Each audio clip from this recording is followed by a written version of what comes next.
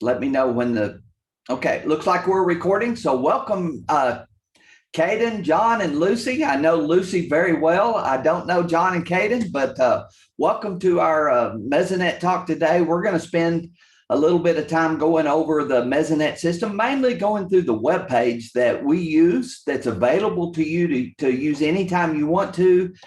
If you need weather data from the state of Oklahoma, this is the place to go. I promise you, we have a more complex, more in-depth data set than any other weather network in Oklahoma. And for that matter, we probably have more data than most all of the other states maybe put together out there. So Oklahoma Mesonet, I feel like we're pretty fortunate to have this system in our state. We are the Cadillac Mesonet system for the state of Oklahoma, but for the country, in fact, as far as Mesonet systems go. But know that when you say Mesonet, there are about 25 other states that have some type of weather recording system that's run by the state. We just happen to be the largest and one of the oldest ones out there. In fact, we've been collecting data in the state of Oklahoma since probably all three of you were born here, and we'll talk a little bit about that today. So I'm going to give it my best shot to try to share the screen with you today.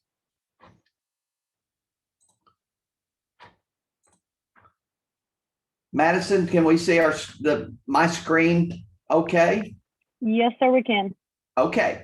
All right. This is our Mesonet website. Hopefully you've heard of us before, but if not, we're going to give you enough of an overview that you can figure out where to get data for yourself out there. The good thing about Oklahoma Mesonet for you guys and girls is that this is free to you. In fact, it's free to any citizen that wants to access this information. There's no charge for anything that we do for Oklahoma residents because we are a tax-funded, partially tax-funded organization out there. So your parents or yourself pay taxes. So that's how we're allowed to operate around the state. To start things off, I hope you can see my cursor just fine. Our address or URL on our website is mesonet.org, mesonet.org. So you can go to any search engine you want to and take a look at that with no problem. It'll work with anything. Today I'm on Chrome, but it'll work with Edge or Firefox or anything else that you want to look at. So there's tons and tons of things to look at here. We could spend hours and hours just going through the website, but I've picked out a few things that I want to point out to you, and then we'll have a little interaction time. And maybe you'll have some questions for me about where to find some particular type of weather data. Along as we go through this, if I lose you or you have a question or you have a concern about where I went on the website, just jump right in, put a message into chat, or I don't know if you have voice capability, but if you speak up, I'll be glad to answer your question as we go through. So I'm going to start off over here at the top in this About section. Want to learn a little bit about the history of Mesonet and what it actually is. On this site, you can see that it is a joint operation between OU and OSU. I don't know of anything else that the two universities work together on and co-own like they do this weather system for the state of Oklahoma. We've been in existence since 1994, January 1. Again, that I'm pretty sure is before all of you were born out there for that. So we have weather data going back all the way to January 1 of 1994. There are 120 Mesonet towers or weather recording stations across the state out there, and there's at least one in every county. So regardless of what county the four of y'all live in, we have a Mesonet tower. There's a good possibility there's more than one in the county that you live in. Now, one of the good things about our weather system is that everything that we look at is going to be current. So we're only 5 minutes behind on when that weather tower recorded the weather information and the time you get to see it on the website, or we'll talk later about an app on your phone. there for that. So every 5 minutes, we get a data packet with a fresh set of data there. I want to point out that, we are the Oklahoma Mesonet, but we're housed in something called the Oklahoma Climate Survey. And the only reason I mention that is that part of our website will jump to a second website, the OCS or the climate data website. I just want to point that out now, and I'll point it out as we do that so that you don't get lost as we go through here. If you're interested in the history of the Mesonet, you can click on this tab and read a little bit about it. If you're doing some kind of book report or a thesis on the weather, you can learn about our Mesonet system and how we got started there. So let's jump down the page a little bit. I'm going to show you here's where the Mesonet towers are located across the state. Again, there's one in every county, at least one out there. If we went to one of these sites, we can learn more about it. We will in just a minute. I want to point out that most of these towers that we have are on private landowners on there. There's no money. We don't pay them. They don't pay us, but they allow us to put our tower on their site. And most of those towers, of these 120 towers, over 100 of them have been there since 1994. So we want to leave them there as long as we can. We don't like to move towers on there as long as we can. The second largest set of towers besides private ownership are on OSU and OU research stations. The two towers at Norman and Washington are OU research stations. All of these other blue dots are OSU research stations around the state. There's 19 of them. We have some at airports. We have some at colleges like at Tulsa. And then we have some on some city and state land. But altogether, 120 towers. So let's look at a site. Let's go to the Guthrie site.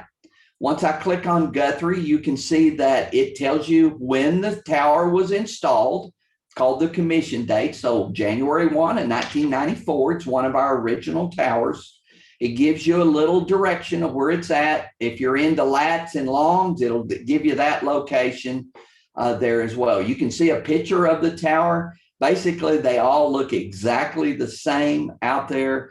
They're what we call self-sustaining in that we have no electric lines, we have no telephone lines going to them. They're all run on solar panels, and we communicate with the tower either by a two-way radio or by cell phones or cell modems at each one of the sites. In fact, most of them have two ways of communication in case we lose a set of communication factors.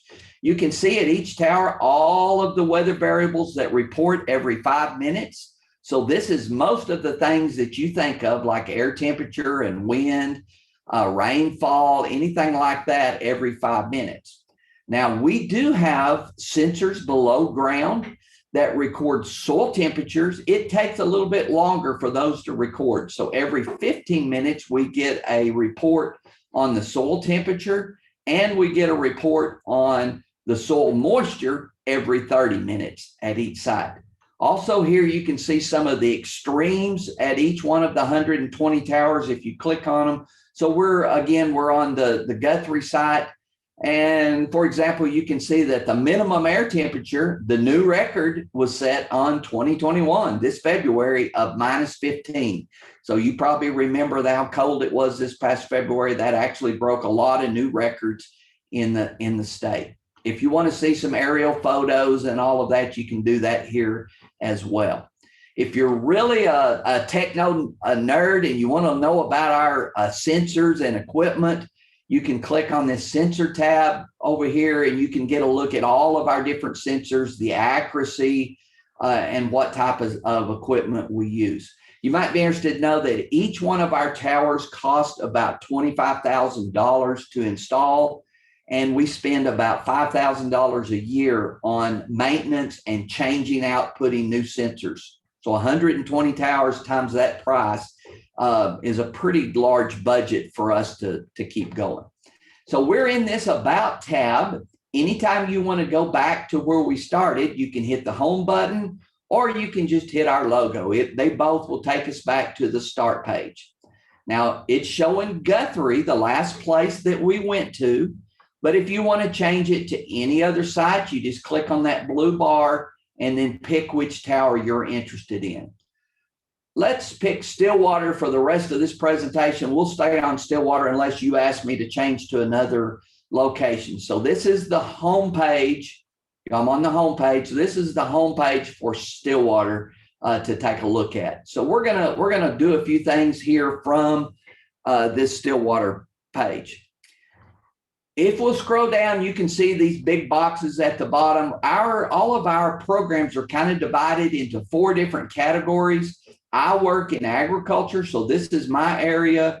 We have a lady that works with public school teachers, a person at Stillwater that works with fire departments, and this OK First is for people that work like storm chasers and first responders and people dealing with tornadoes, things like that. We have a daily newsletter. If you're interested in signing up, it'll come right to your email address if you want to see it. I do a little 3-minute show on OSU television every weekend. You can see all of those episodes here. And I think there's 12 videos. If you want to learn how to do something on our site, you can click on that.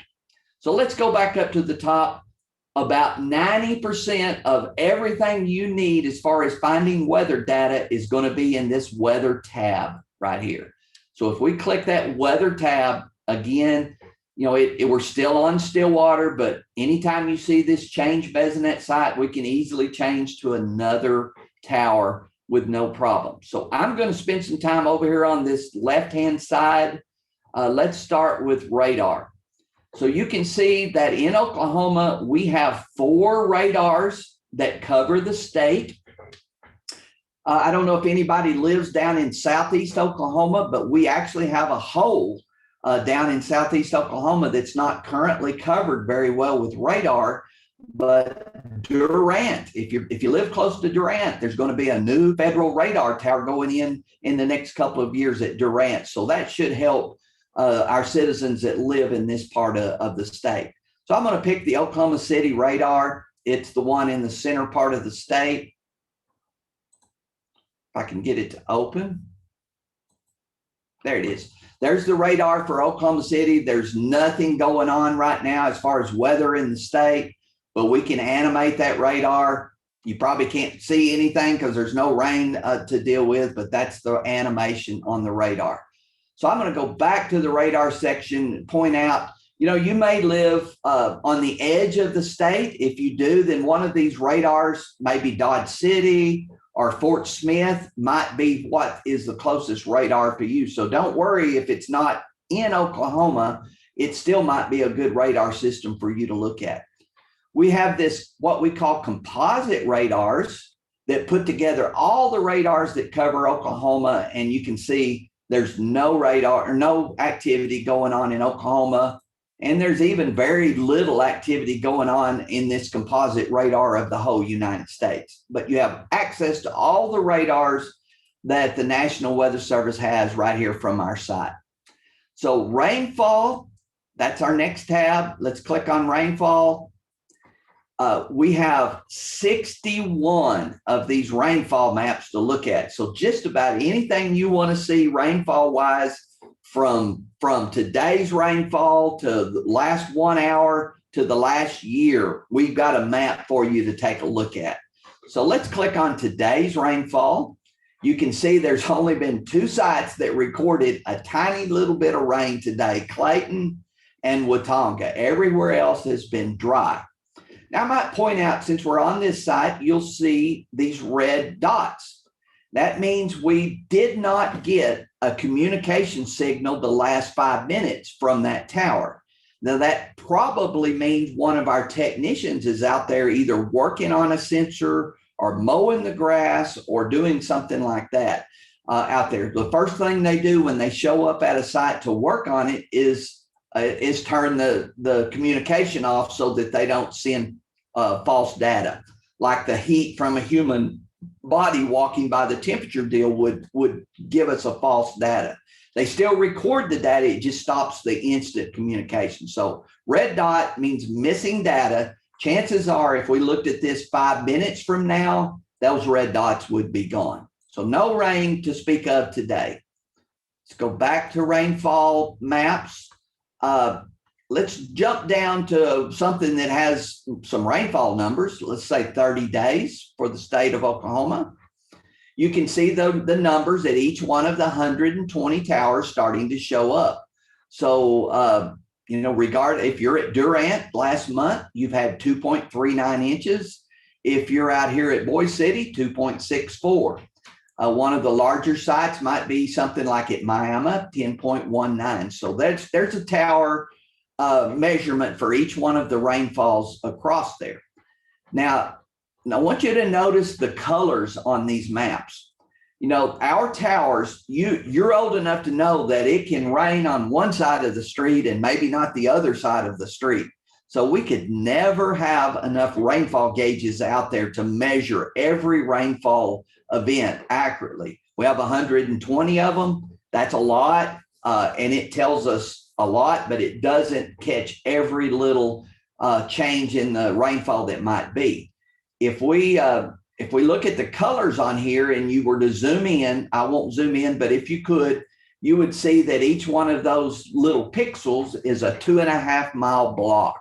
So this is radar estimated rainfall based on color every 2.5 miles. Still could be some variability that we miss, but that's the best that we're going to get on a statewide basis. And our research has shown that this radar estimated rainfall in Oklahoma is very, very accurate, about 95% or better accuracy, because they use all of our what they call ground source accurate rainfall data, and they calibrate their radar on the fly and give us these colors to put on the map. So that's what the colors mean. And if I zoomed in, you could see that each one of those blocks is a 2.5 mile location.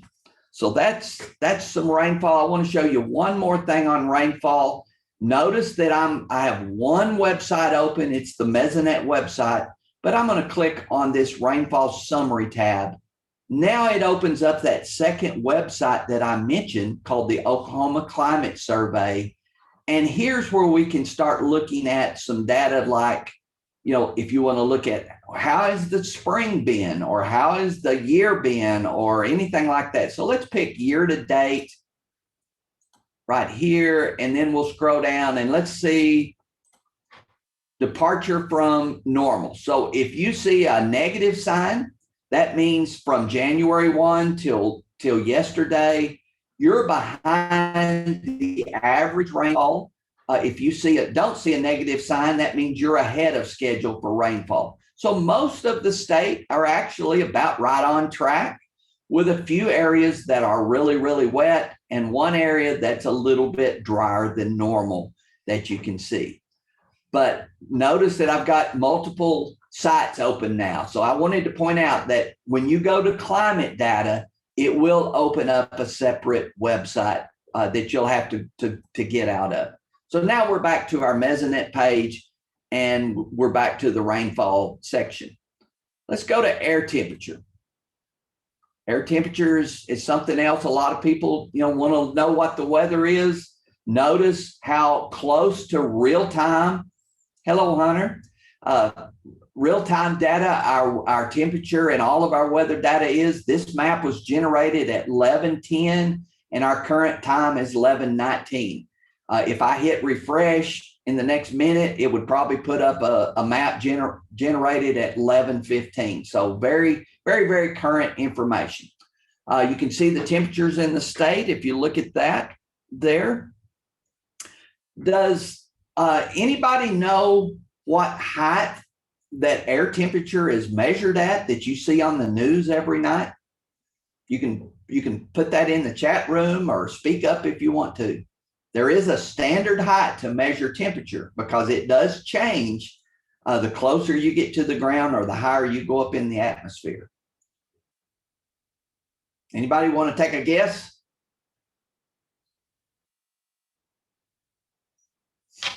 I'll tell you, if you look at each one of our maps, there's actually what we call learn more or more information down below. And you can see down here on the bottom, the standard height of air temperature is 1.5 meters or about 5 feet.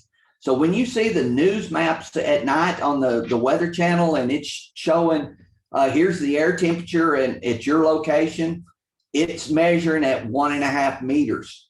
But do know that if we measured at a higher temperature, in the atmosphere or closer to the ground, it would be a different temperature.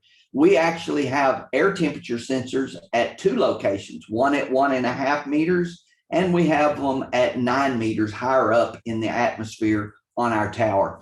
But the standard is 1.5 meters. So here's today's temperatures that you can see right here. We can also, I'm going to go back to the temperature section. We can see some maps that kind of put the whole year together. Like this is a map that shows how many days has that Mesonet site reached 100 degrees this calendar year. So as you know, if you've been outside yesterday and today, it is really cool for this time of year.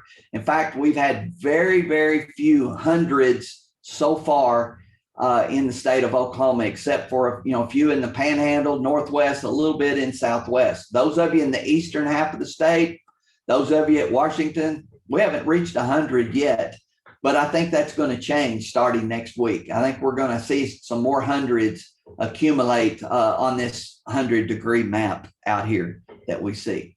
So I'm gonna go to the next another category down here. Let's slip down to something called human comfort. So you've all probably heard of something called heat index. We have a temperature map, and then we have something called a heat index. A heat index takes into account not only temperature, but humidity as well. So when we have really high humidities and really high temperatures, then we get a really, really high heat index. So this is what the current heat index is right now. It's not much because we don't have a whole lot of humidity today and we don't have a whole lot of really extremely high temperatures. If it was wintertime, we would be talking about wind chill instead of heat index. And it takes into account the wind along with the temperatures out there. So that gives you a more like a felt temperature when we're talking about wind chill or heat index. There's one more map that I want to point out that's kind of new that you may not have ever heard of before. It's got a horrible name. I don't like the name, but it's some really good information. It's called the Wet Bulb Globe Temperature Risk. If you have to work outside or you're fixing to start practicing in band for fall school or play football two-a-days, this map is the best indicator of when you're going to have issues related with heat stroke or heat stress out there. Today, everything's great. We're in a low risk category, but by this time next week, I expect we'll see a lot of reds and blacks, especially the blacks on the state, because the humidities are going to climb, the temperatures are going to climb. This takes into account sunlight intensity and wind in the summertime as well. So it uses 4 weather variables to develop this wet bulb globe temperature risk. You may not have ever saw this on the news at night yet, but there's starting to be more and more people start to use this map out there. I told you that we have sensors below ground. So we're one of the few weather systems you'll ever see in the state of Oklahoma that talks about soil temperature and soil moisture. But here is a 4-inch soil temperature underneath the ground at across the state. We actually have sensors at 2 inches, 4 inches, 10 inches, and 24 inches at every site. And we have a sensor under bare soil and a sensor under sod or under grass. And there'll be a lot of difference between those two because of the insulation value of the grass. But here we have, say in Norman, 79 degrees at 4 inches under bare soil at 11:15. So we can tell you what soil temperature is. And that's very important when we're like planting seeds, putting wheat in the ground in a few months or putting your vegetable garden in. Soil temperature is a very important thing that tells us how to do that. One more category on this set of maps. Let's go to the wind Here's the wind speeds and directions right now. Very, very mild, not a lot of wind in the state. 3, 4, 5 miles an hour at 11:15. A little bit more out in the panhandle, 20, 21. Again, not much to worry about. Very mild wind. You can see the arrows on this map shows you wind directions on there. There's other ways of looking at that, but this is the simplest in my opinion. You got an arrow and a number, so we know how fast it is and what direction the wind is blowing from. Remember, an arrow is going in one direction there. That's wind speed. I want to point out one more wind map. This is wind gust. Now, the difference between wind speed and wind gust, wind speed is the average over that 5-minute period. Wind gust at 11:20, when this map was generated, is the fastest the wind speed was measured. We actually measure the wind every 2 seconds. So when you see, let's say at Stillwater, 7 mile an hour on the maximum wind gust, then it was 7 miles an hour, 1 2-minute or 2-second reading during that 5-minute period. So you'll always have faster wind gusts than you will wind speeds. But when you see wind on the night reported, it's usually going to be the wind speed or the average wind. Now, you can, it doesn't show you on this map here because I've already moved off, but does anybody know what the standard height to measure wind is? If you see the wind on the news, what measurement are they taking it at? What height? Chat room's open if anybody wants to venture a guess. This one's a little further up on the tower. So this is why our towers are all as tall as they are. It's 10 meters or about 33 feet. So all of our towers are 10 meters tall so that we can measure the wind at the average height.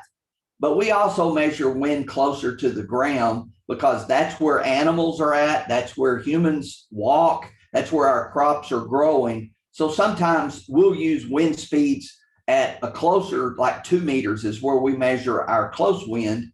But the standard wind height that you see on the news is 10 meters. And that's what we typically go by on wind speed. Okay, I'm going to get out of the weather tab. I'm going to move over and click on the forecast tab real quick.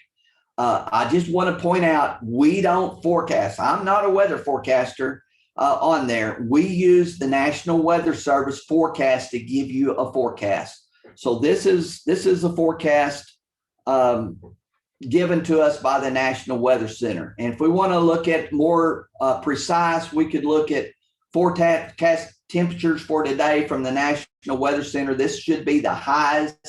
You know, we should be this time of year about 95 degrees on there. So we're much cooler than normal across the state, even out in the panhandle. So it's been a really cool summer so far. So this is how you get to some of the forecast information out there.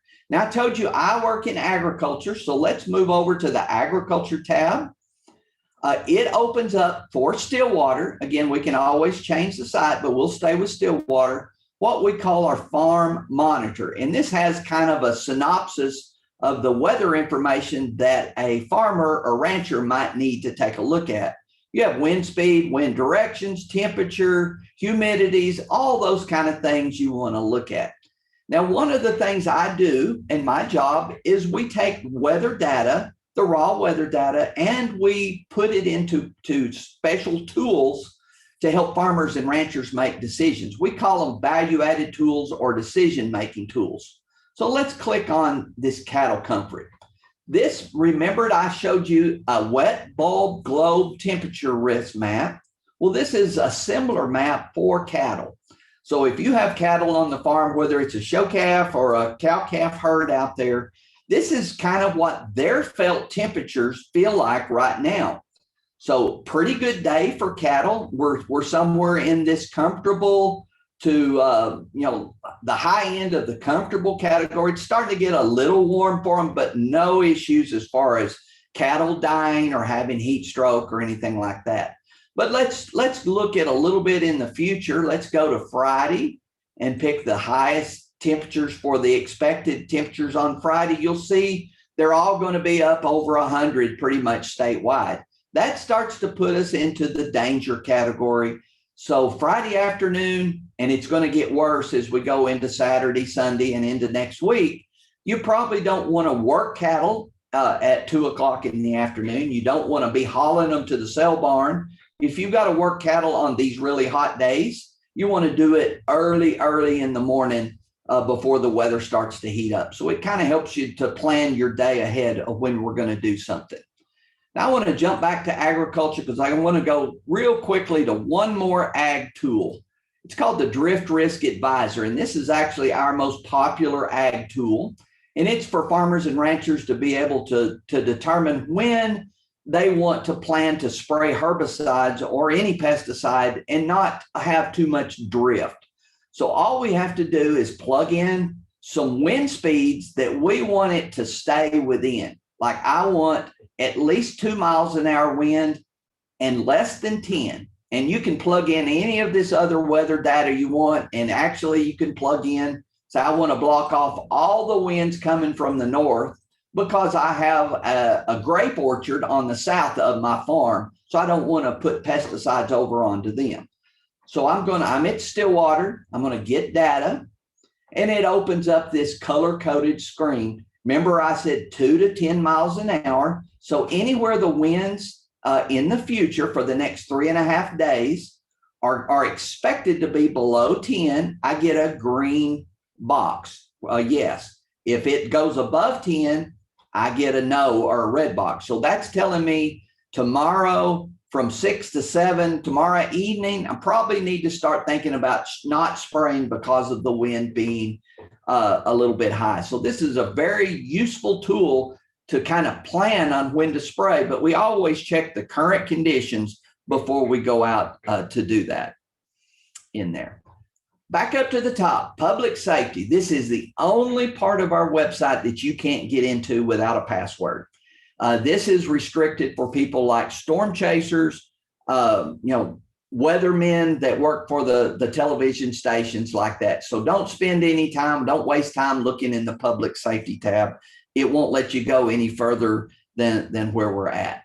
All right, lastly, let's go to past data. This is my favorite part of the website besides the agriculture, because this is where all of our past data is stored.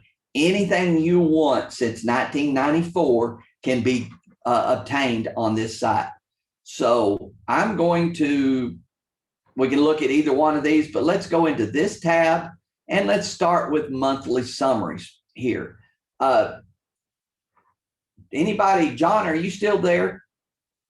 Yes. Tell me when were you born, John? I was born November 17th of 2005. Okay, so I'm going to look and see what the weather was when you were born, 2005. So let's go to 2005. What county or what town were you born in if it was Oklahoma? Tulsa. Tulsa, good. All right, so I'm going to go down to the Tulsa Tower if I can. All right. Remember, I said most of our towers were put in 1994. The Tulsa Tower was put in after 2005. So I can't find where you're at. So I'm going to go back to Stillwater because I know it's one of our old towers and give you an idea of what the weather was on the day you were born. So here's Stillwater. Again, I can't show you Tulsa, but Stillwater's pretty close. You were born on, I forgot what day, the 11th? The 17th. 17th. So we go down here to the 17th. We can see that the average temperature was about 41 degrees. It was 59 there, 23 and 59 in October or November of that day. So pretty cool. And it didn't rain on that day. In fact, it didn't rain any that month. That was a really dry month. So we can go back to when that tower was put in, depending on the tower, and look at this. It's called a monthly summary. So that's one way we can look at past data. Another way we can look at past data is to look in the map format. And this is really cool in my opinion. So we know how cold it was this past February. So let's take a look at that. Here's 2021. I'm going to change it to February. Air temperature. Let's look at minimum air temperature. Okay, display the map. You can see it's February of 21, the whole state. This was the average minimum air temperature for the whole month of February. Well, you might not be a weather nerd like me, and you might say, well, is that really cold for the month of February? So real easily, all we have to do is click this box right here. It says departure from the average, a 15-year average, display map. Then we see, yeah, it was pretty cold this past February. We were 9 or 10 degrees lower than the 15-year average over the entire month of February. So it was a very, very cold month for us out there. Now, you can go back again as far back as you want to go, all the way back to this one doesn't go back to 2004, but to 2006 in there to look at these maps. Any month you want to look at. The only thing I'll point out is you must have completed the month. For example, we couldn't look at July of 21 until the month is completed. So because it doesn't gather the data until the end of the month. So this is our map format. You can look at a lot of different weather variables in there as well as temperature. So let's go back. There's one more section here I want to show you. This is the graph section. And if you're doing any kind of book report or project for class on weather, you'll want to take a look at this section here. I know looking at your ages, you're all probably old enough to maybe know more about graphs than I do. You can do some preset stuff, but I like to clear the graph and add customization. So that's the first things I do is clear it and add customization. So let's go. We can go to any of the 120 sites, or we can do statewide. Let's look at the whole state. Air temperature, maximum air temperature. We'll start by looking at this long-term average. Now we can either smooth the data or not. It just kind of takes some of the peaks off. I like to smooth it if I'm looking at a long period of time. And I'm going to do fill line. You can change the color if you want to. All right, here is the average statewide maximum air temperatures for the state of Oklahoma from January 1 till the end of the year. So we are right at about the hottest time of year. If we looked at today's July 21, so if I looked at July 21, we're supposed to be right at 95 degrees. Remember, I said we're somewhere around 87 right now. Of course, we haven't reached the peak, but we're getting close to it. So there's the average or what we kind of expect. Now let's superimpose on that what we have got this year. So here's 2021. I'm going to change this from a fill line to a bold line. Now we have what we've had this year. So if we look, say, yesterday, there's July 20th. Our high temperature was 88.8. We were supposed to be 94.8. So really, really nice, cool temperatures for this time of year. In fact, if you look over our entire year, we've been pretty cool in Oklahoma. So other states can't say that, but Oklahoma, we've been very fortunate as far as the heat. Now, one nice thing about our graphs, if we say, I just want to look at what the summer was like. So let's just try to pick. I'm going to hold the mouse and we can pick any block in here we want. So now I'm just looking at April 1 through the end of July. So we can zoom in. We could zoom in again, whatever we want to do on it, or we can reset and go back to the deal. Another nice things about our graphs, you can put anything you want to on top of each other. So I'm looking at the state, but let's say I wanted to put Stillwater on top of here as well. So I could add, we could just look at Stillwater for this year, the maximum air temperature, and add that to the graph. So let's see. There's where Stillwater been running pretty close to the statewide average, when we look at Stillwater as well. So pretty close. Now, all of our graphs, if you'll click this little button over here on the side, then we can download a picture to your desktop to use for a presentation, to print out. Or if you're a spreadsheet user and want to look at the actual raw data that went into this map, you could do it by just clicking on that. It would take you right into an Excel spreadsheet. So tremendous power in this past data category. Anything you want to see historically, for the past 10, 15, 20 years, you can get it right here. Okay, one or two more things, and then we're going to be done. I'll open up to any questions you have. So I'm going to go back home. I want to point out, we've been looking at the website, and everything we have is available on the website. But we also have apps for your phone. So if you're an Apple user, you can click on, on your phone, go to the Apple store and look for this logo. This is us, this blue logo, Oklahoma Mesonet. It's free, and you can get an app for your phone that'll be your favorite weather app, I promise you, if you start using it. It's going to look like this. It's going to default at Norman, where our headquarters is. But if you'll click this little, I call a blue ship wheel, then you'll be able to select any of the 120 towers, and it'll stay on Stillwater or Yukon or whatever you select from that point on until you change it again. This is the local weather.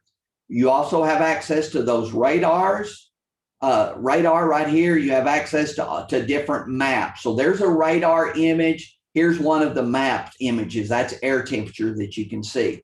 One thing you can't do on an app currently is to look at some of those things like past data or ag tools. They're not there. But if you're just needing weather data of what's going on currently, this is as good a weather app as there is.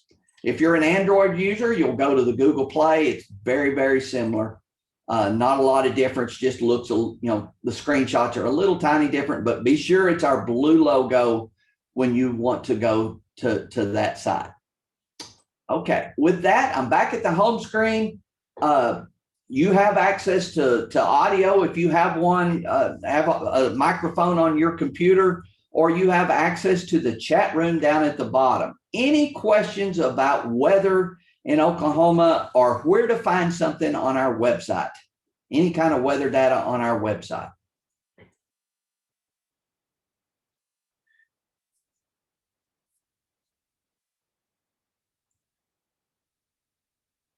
Does anybody have the Mesonet app on your phone? I know you all probably have a smartphone. Have you already looked at our Mesonet app on your phone?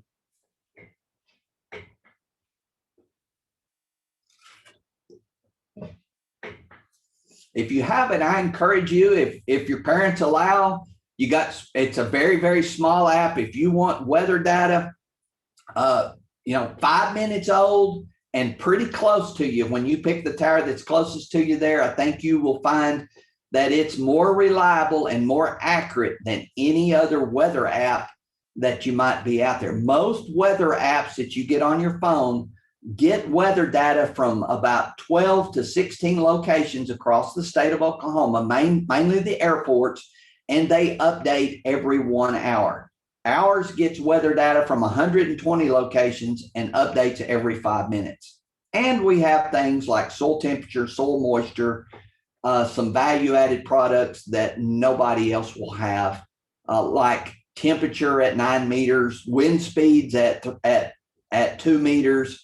You won't find that on any other weather network out there. So, Madison, I'm not seeing a thing on the chat or not seeing anybody speak up.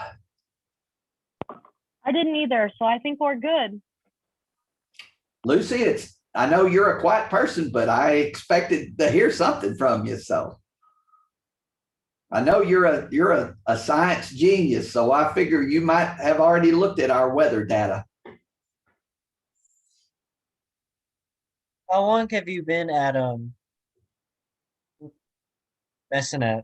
Mesonet, Hunter, I have been here about 3.5 years. I started on March 1, 3 years ago. So about 3.5 years now here with that. I have worked at OSU for 32 years now. So part of the time, as you know, I worked with you in McLean County. I've also worked in Chickasha and Murray County. and Duncan, all with OSU. I, as far as I know, am the only OSU employee that works at the OU campus. So that 32 years with OSU, about 3.5 years with Oklahoma Mesonet.